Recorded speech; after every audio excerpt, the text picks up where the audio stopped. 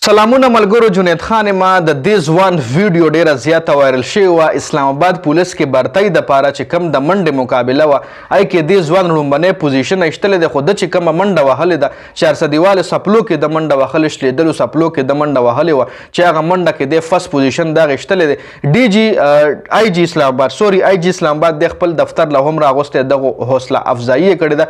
په دې ویډیو کې په ده باندې مکمل خبره کوو چونکې د غریبۍ په وجه باندې ده چې کومه منډه وهلې ده هغه د خپل غریبۍ لرې کولو دپاره د خپل جاب حاصلولو دپاره. پاکستان کې جاب څومره ګران دی، جاب څومره په ګرانه باندې پاکستان کې ملاویږي. د له خپل فیملی بیکګراونډ ښکارېدو چې زما په فیملی کې غربت دی او دغه غربت لرې کولو دپاره ده دا منډه وهله. چونکې ده سره سپورټ شوز هم نه، ټریک سوټ ورسره هم نه. ډېر هلکان داسې وي چې کله د هغوی د منډې مقابله وي نو یې باقاعده سپورټ شوز واچوي او ورسره ټریک سوټ وغیره ځان مطلب ښه لش کړي.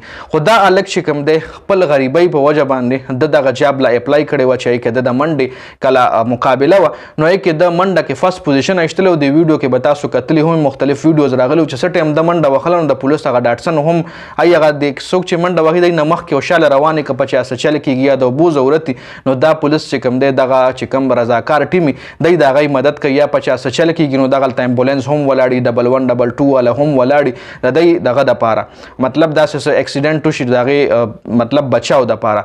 نو هغه پولیس هم دله په لاره باندې شاباسۍ ورکولو چې ویل ډن شابه ته ډېر زبردست روان، ډېره زبردست طریقې سره تا خپل ریدم را روان کړی دی.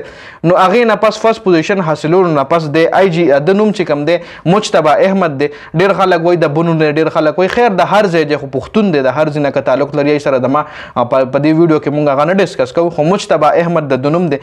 آی جي اسلام آباد د خپل دفتر له هم راغوستی دی، حوصله افزایي یې کړې ده او په انعام کې ورته ټریک سوټ او شوز هم ورکړي دي. نو یو ښه اقدام دی.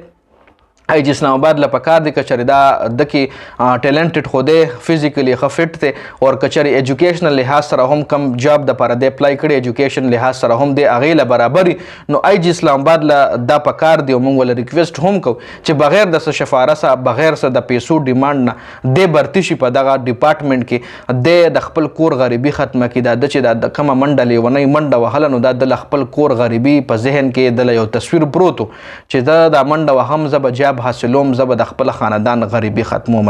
نو مجتبی احمد ته دی الله پاک نور هم کامیابیانې ورکړي او هر ځوان له پکار دی چې دغه رنګ خپل فیلډ سره ریلیټډ هر څه کې محنت لري، جاب حاصلولو خپل کوشش په تاسو کوئ. لکه ډېر ځوانان داسې وي چې وایي بس بهر به ضروره دلته خو جاب که میلاویږي په شفارت زموږ نشته دی، پیسه موږ سره نشته، خو بیا هم کوشش کول پکار دی تیزی کې جاب حاصل شي. ښه خبره ده نه بیا بهر تک پکار دی. خیر دا د مجتبی احمد حوالې سره اپډیټ شو، تاسو سره مې شریک کول غوښتل.